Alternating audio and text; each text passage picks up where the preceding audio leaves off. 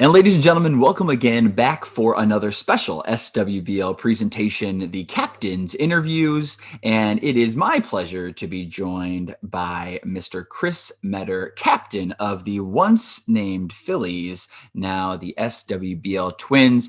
Chris, thanks for joining us. How you doing today?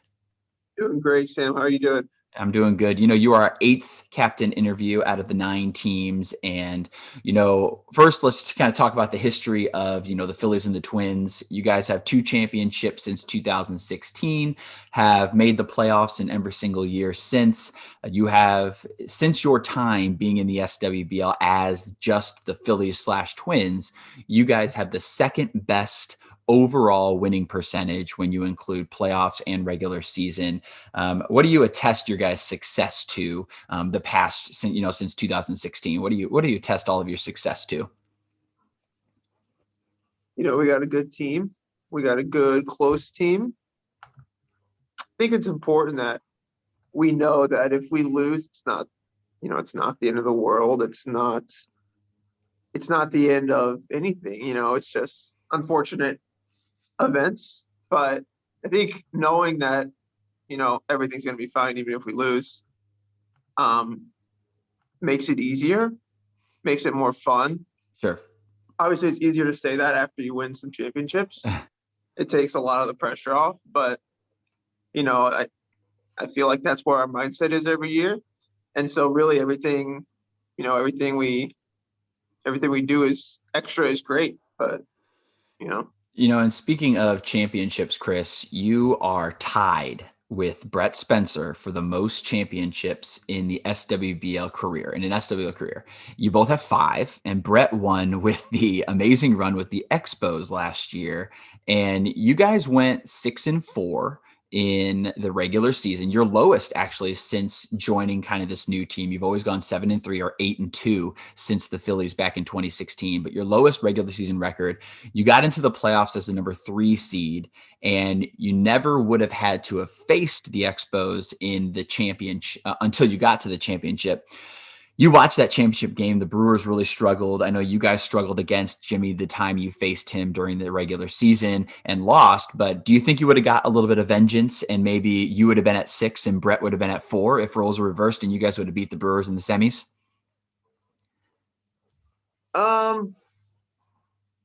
So for us, we think it worked out for us last year, honestly. We went 6-4. We didn't do that great.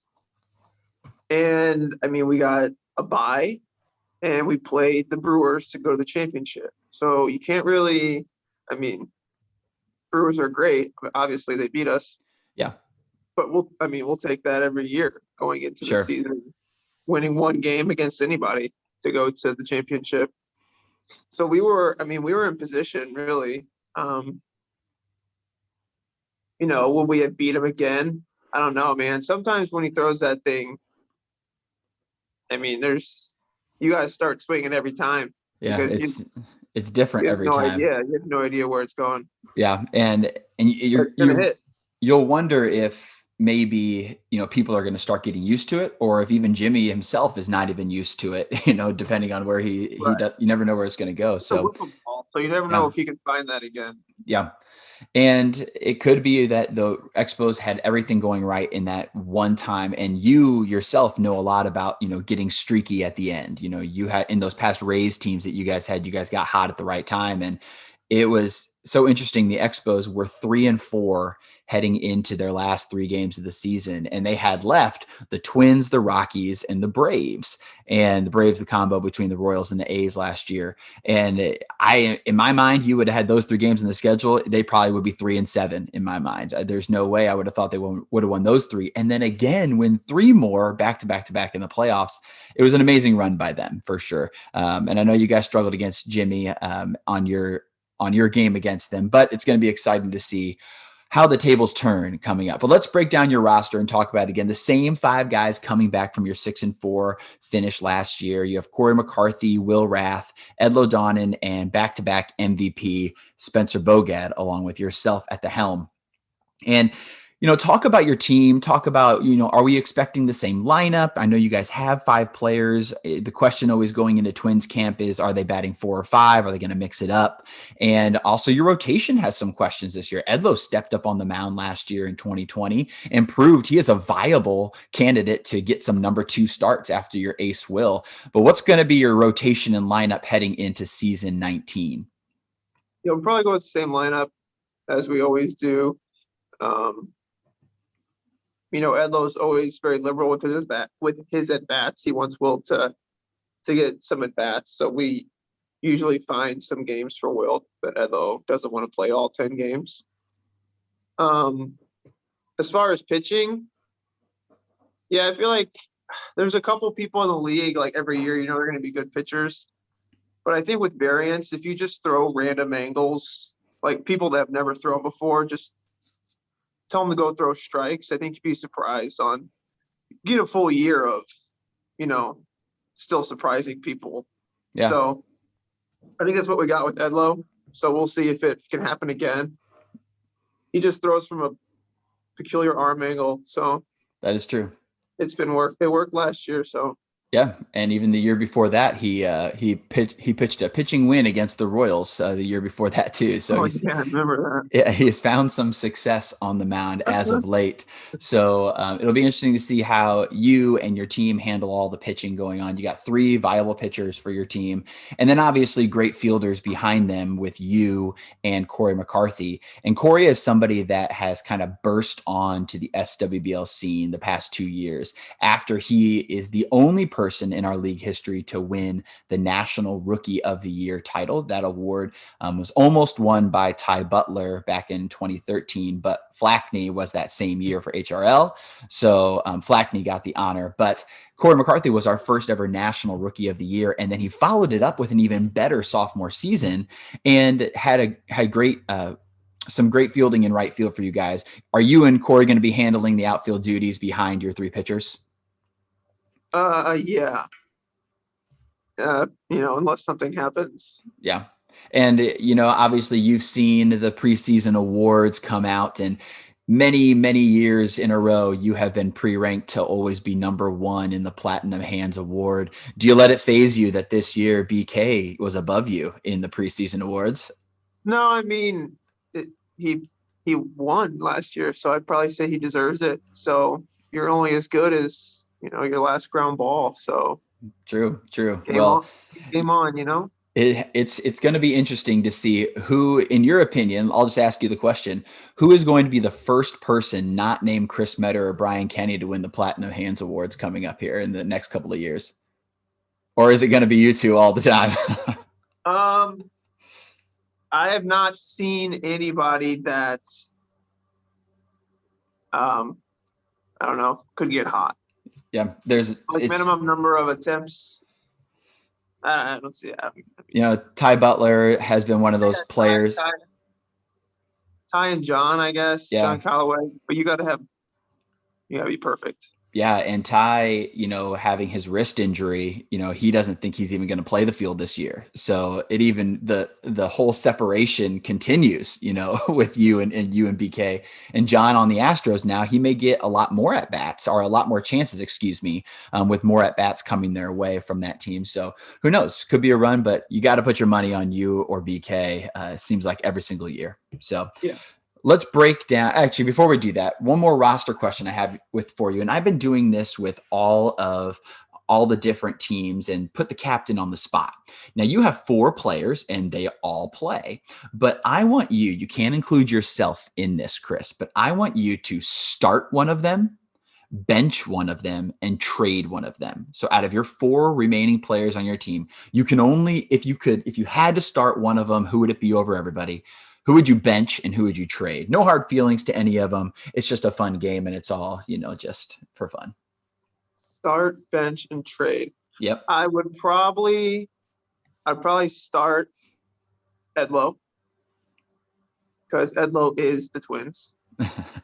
Edlow, as Edlow goes every year. So I would say he's our most important player. So I'll start him.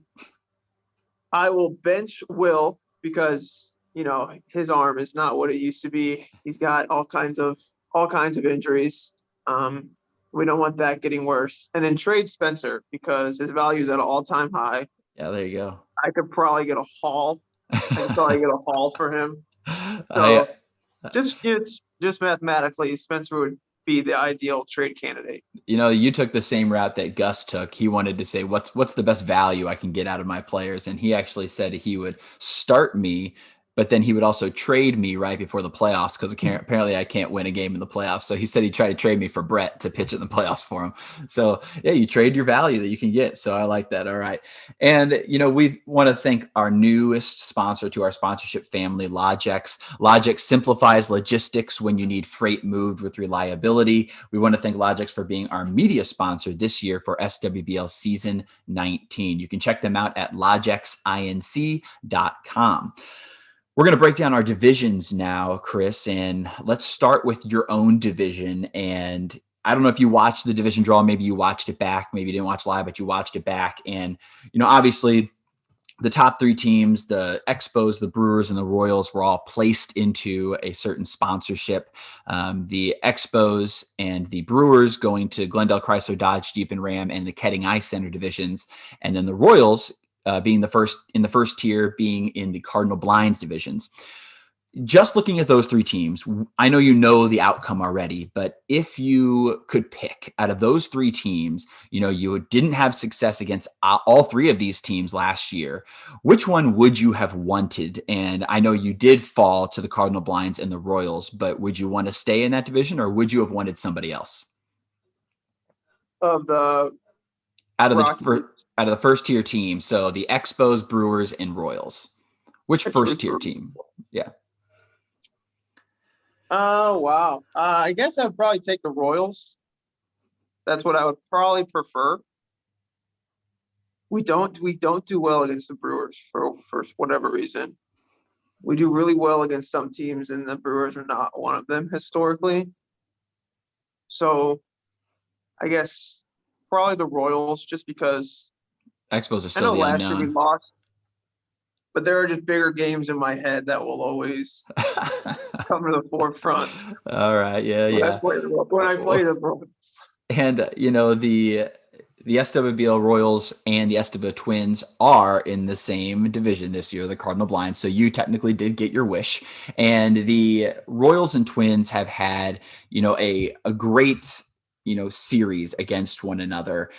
They are 3-3 against one another in their history of playing each other. That includes playoffs and everything. So 3-3. Something's got to break this year. Obviously, you'll play each other twice. So if you split a series, you go to 4-4. But this is two teams that are going to fight really hard to win this division because, the loser of this division or the second place in this division either doesn't make playoffs or they're a wild card spot. And the wild card could be, a blessing in disguise. Past 2 years, the team that has won the championship has won the wild card, gotten those warm-up games all the way through playoffs. But also it's just an extra game that you have to play and an extra chance for us to lose. But we also have the Athletics in our division too. Talk about your division, what's going to be the key is the key going to be that number one seed? Or like you said, is it just trying to get hot at the right time? Like what's your guys' approach heading into divisional play? Yeah, overall, just make the playoffs, which means 6-4 would guarantee it for you. But yeah, getting that bye is huge. Not playing an extra game. I know it worked out in the past, but it's just not going to. Well, and this could be an opportunity where, if the Royals and Twins, as historically good as they are in the regular season, both these teams, if one of them gets the number one seed, they play each other in the second round. Yeah. If that person could win the wild card, if the other one wins the wild card, so you could play each other a third time, which is always a tough matchup that third time. So another thing to think about too. Yeah, that's likely. If both of us do well and put up like 7-3 records, then we would avoid that. If we have this identical records, we would be like 2-4 seeds. Sure. So we would avoid that. But yeah, at the end of the day, just make the playoffs. Don't, take your wins against teams that you can and get to 6 wins, and then you can kind of relax. I think that, obviously you've seen the preseason power rankings from the captains in the front office vote, and the Twins got the dreaded number one preseason curse. I know I can probably ask you this question and you're probably going to say it's not going to phase you at all. But, the Royals are right behind you at number two. And then the other team in the division, the Athletics, fell to number 8. First let's talk about the number one curse. Is that in your guys' head? Is that something that, are you excited to be the first team to possibly break that curse? What's going through your head and your mindset with the number one overall seed? So it's funny, the Rays won 3 championships in a row, and we still have the number one curse, which shouldn't make sense in theory. But you were But never voted the number one yeah, preseason. Yeah. yeah. So no, I mean that just means it's due.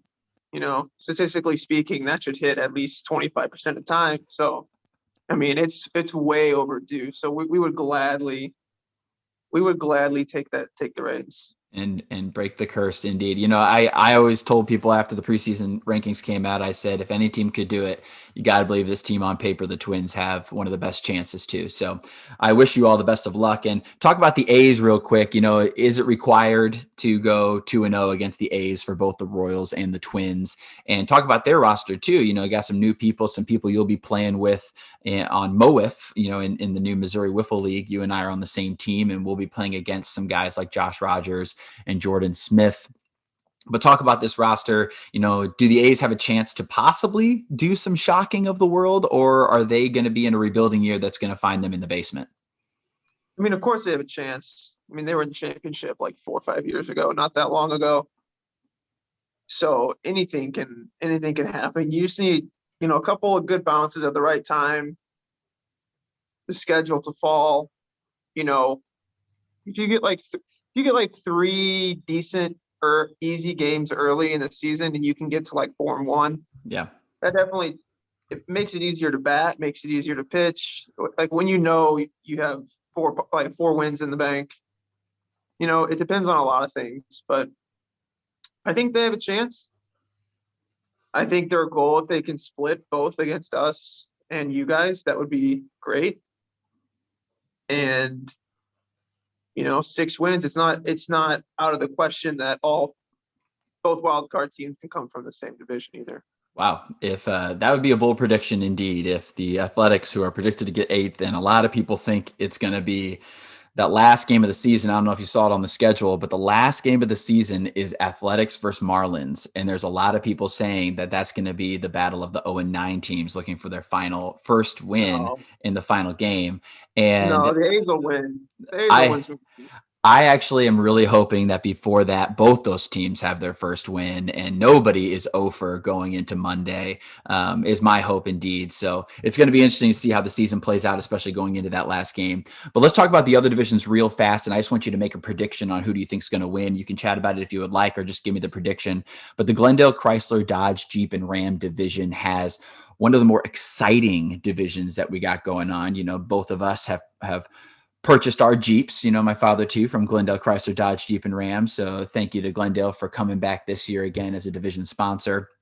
And in this division, you have the Expos, Rockies, and Astros. And all of these teams, we've been saying the same thing. Expos defending champs, Rockies have never missed the playoffs, and the Astros probably the most improved team from last year.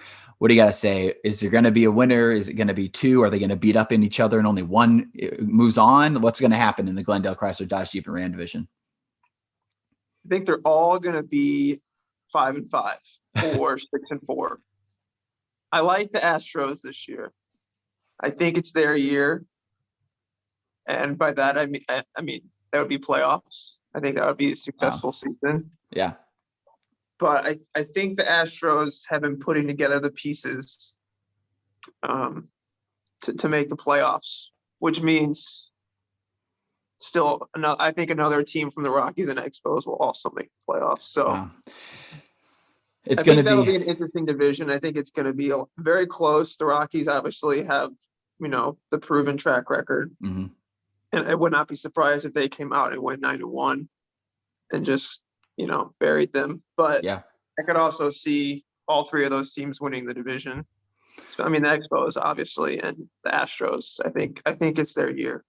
Yeah, it's going to be a really exciting division to watch. Every single one of those divisional games is going to be super heated and excited, and definitely games of the day that people will need to stick around and stay tuned for. And then the other division is arguably the weakest division that we have this year, and that is the Brewers, the number 2 team from last year. And they also have the Yankees, who did not make the playoffs this year and are preseason predict to get 6th again, just outside of the playoffs. And then the lowly 0-10 Marlins. So talk about this division, the Ketting Eye Center division. Any predictions you want to make? Is it just one team, 2 teams? What's going to happen here? Yeah, I think this is Brewers versus Yankees. I think those 2 head-to-head games are probably going to determine the whole weekend for those 2 teams. They're both going to take care of business against the teams they should. I think the Yankees will be out for a little blood after last year. You never like to win and then miss the playoffs. So I think they'll be out for some blood. Change of scenery, John's not there. So that could change everything, One little change like that could really help you, could really hurt you. Yeah. You don't really know until you try it out. Last year, Yankees going 4-6 without John Callaway being there, and back again. They know for sure John's not going to be there, so it's going to be interesting to see how they bounce back. The first time they've ever had under a 500 record in their year, but as the Yankees pattern exists, every year they either make the playoffs or almost miss it / miss it. It's going to be interesting to see what they do. This could be a division, Chris, where possibly a 500 or below 500 team makes the playoffs, because if they only win against each other or split series and only win a few games outside of their division, you might see a 5-5 or a 4-6 team make the playoffs from this division, which would be the first time it's happens in the franchise era. And the first time it's only happened one other time, where a Blake Spencer team went 4-6 and ended up winning the championship. So it's going to be interesting to see this division play out again also. So we want to thank all of our division sponsors, Glendale Chrysler, Dodge, Jeep, and Ram, the Ketting Eye Center, and our division, the Cardinal Blinds and Shutters division. Thank you so much. Chris, let's do a rapid fire round to get this going here. This is the rapid fire round brought to you by Andy's Frozen Custard. What better way to cool down after a rapid fire round than with a frozen custard from Andy's Frozen Custard? So, Chris, are you ready for 10 rapid fire questions? Yes. This could be a short answer. You could do a short phrase if you want to, or just a simple 1-2 words, answer the question and let the audience figure out what the cerebral mind of Chris Meador might have thought of those answers. Here we go. Question number 1. Before we get to the SWBL, let's start nationally. Who is the most interesting person you have met in all of your national wiffle travels? Jimmy Cole. Jimmy Cole. Who is the most underrated player in the SWBL? Corey McCarthy. Who has the best SWBL rivalry, current or past? The Brewers and Rockies. Brewers Rockies. That's a very popular one. 2 teams that are still here from the original franchise era year. 2021 SWBL home run leader will be Corey McCarthy. Wow. All right. Lowest ERA in season 19. Brett Spencer. Who will be the Twins team MVP for any reason? Corey. A lot of Corey. If you could trade for any player in the SWBL, who would it be and why? Jackson Crossley. Or no why. You just say it. Jackson Crossley. Jackson Crossley. If you could draft any non-baseball professional athlete to your team, who would it be? Non-baseball. Roger Federer. Roger Federer. And will we have an 0-10 team in the SWBL this year? No. Who will be the 2021 SWBL champion? The Twins. Breaking the curse. Chris, that was the fastest rapid fire round we've had. We want to thank Andy's Frozen Custard, and we want to thank Chris for actually doing it rapid fire. I love that. So thank you so much, Andy's Frozen Custard, for being a loyal sponsorship back again with us in 2021. Chris, I guess got one more question, then we'll wrap this thing up. Season 19 is upon us. All of these captains interviews are getting released in April. And obviously we are back at Memorial Day weekend. It's going to have, a few different still in this COVID time, people are getting vaccinated. I'm fully vaccinated now, and I'm sure you are, and many other people in our league are. But it's still going to be, no porta potties, no pool, give my chance for my family to still be a little bit separated. But we are allowing for all the players to be there the whole time. It's going to be good to have everybody together and not have everybody, leaving and coming back as we go along. But I think even just a few little restrictions that we have again on this year, it's going to make season 20 just that much better coming in to the year of 2022. Talk about season 20 next year, and whether it's your expectations, whether it's your excitement level, or whether it's just talking about, the history of this league growing to this 20 years where I don't know if there's any leagues right now that can say that they're as longevity wise as much as we have. There are some tournaments that have been going on longer than the SWBL, but as a league, we are definitely the longest running league currently at our stature right now. So talk about season 20 next year and what that's going to mean to the league, to you, to your team, or anything else. Yeah, it's awesome. I mean, every year that goes by, it seems to get bigger, and people become more envious, and people become more, jealous that you get to participate in this. When you think back, and I was only in the league for 10 years now, not even the whole 10 or 11 years. So back then, to think that people would care and Yeah. like be jealous is crazy. I mean, but it's awesome. I mean, I'm excited to see everybody. I'm excited just to relax. It's a very relaxing weekend despite, the competition. It's just 4 days where you don't have to worry about anything. And I mean, that's my favorite part about it. Yeah. Will you be bringing the dogs this year? I'll probably bring them. It's Memorial Day is way too hot. It's way too warm. So it's maybe 10 to 15 minutes. They can be out there, and then I got to take them back. So it's kind of cool. Well, we are excited to get season 19 started, and I know that everybody is excited to see what the Twins will do after getting the preseason curse from the front office, and it has never been broken in the 18-year history of this league. Will it be broken in season 19? You'll have to stay tuned and find out. Opening day, Twins are going to be ready to go. And I believe, if I am not mistaken, you guys are going to be facing off against the Athletics in a division game, 5:15 on opening day. Who you going to have on the bump opening day? Probably Edlow. Edlow's going to love pitching against the Athletics on opening day. That'll be an exciting one. You heard it here first. Our first starter reveal for season 19. Chris, thank you so much for joining us. Anything else you want to say to the people? Nope, go Twins. All right. We want to thank all of our sponsors again. Thank you so much for being loyal members of the SWBL. And we have one more captain's interview remaining, and that is with the SWBL Marlins. There's been a lot of smack talk going on against the Marlins, so it's one you will not want to miss. Thanks for joining us for all these captain interviews. Chris, thank you so much. For Sam Skibbe and Chris Meador, we will see you next time, folks. See you.